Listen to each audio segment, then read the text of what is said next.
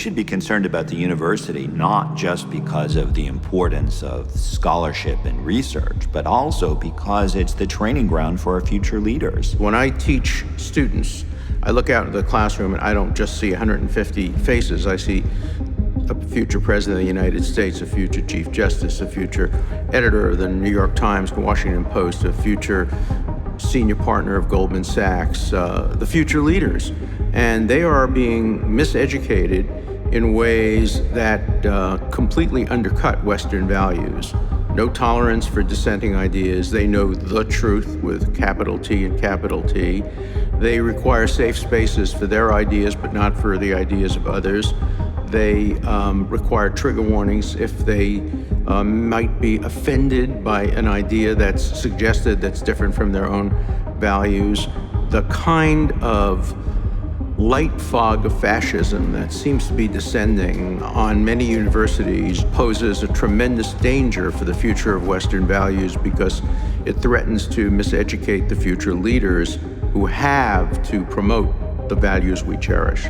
Now, broadly speaking, there should be no safe space against any kind of speech at a university because the university is the site of, or should be the site of, ideas in direct combat with other ideas. For the last 15, perhaps even 20 years, Western universities have been receiving funds with strings attached from Islamic countries. For example, Georgetown University and Harvard have each received $20 million from Prince Al-Walid of Saudi Arabia. This was in 2005. Then there was a series of scandals in England when they found that the London School of Economics was receiving money from Muammar Gaddafi of Libya. And they also received at least $9 million from the United Arab Emirates. The University of Durham signed a memorandum with the Iranian government. They had to agree to certain conditions. And of course, you're not allowed to teach Islam in any way which the people who are funding these departments disagree with. So you even have the case of scholars like Daniel Easterman, who was teaching at the University of Newcastle. He was thrown out for teaching Islam in a way that the Saudis did not approve of. In some schools at San Francisco State University, for example, you will not get a good grade in a Middle Eastern Studies department if you have any type of pro-Zionist point of view or so-called pro-Israel point of view. Students are actually discouraged from signing up for classes. And it has been the case, for example, at San Francisco State University, where professors have gone on trips to the Middle East, have met with representatives of designated terrorist groups, and are bringing back the knowledge that they have learned from these terrorist groups into the Middle Eastern Studies departments. And it has radicalized youth on US campuses.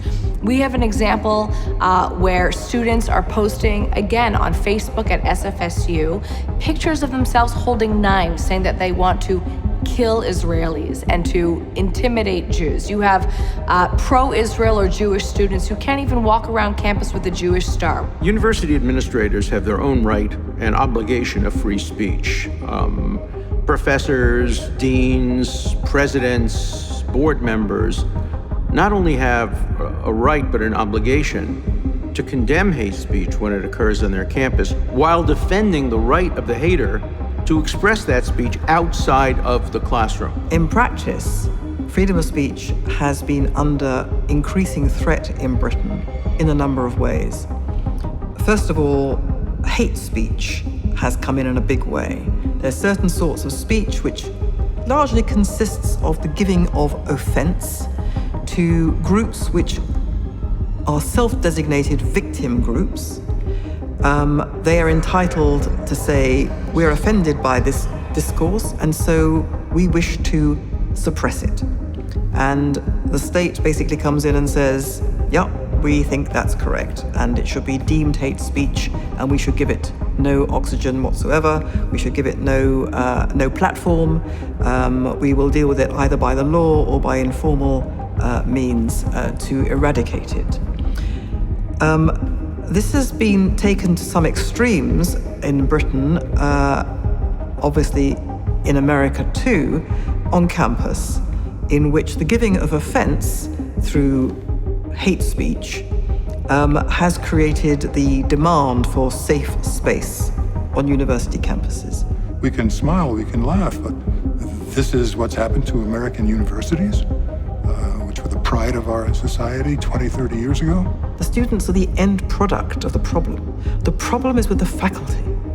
The problem is that the university faculty in Britain, as in America, has swallowed wholesale the lies and libels of theorists and professors and analysts like Edward Said and many others of that ilk, so that the student body is not only taught propaganda, which is all based on the idea that the West and Israel are evil, but they get penalized if in their university essays or dissertations they try and write the truth about the Middle East. Let's be honest, there is an increasing growth of programs on college campuses and universities.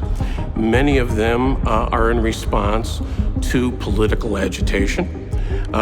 They are not necessarily there for pedagogical reasons.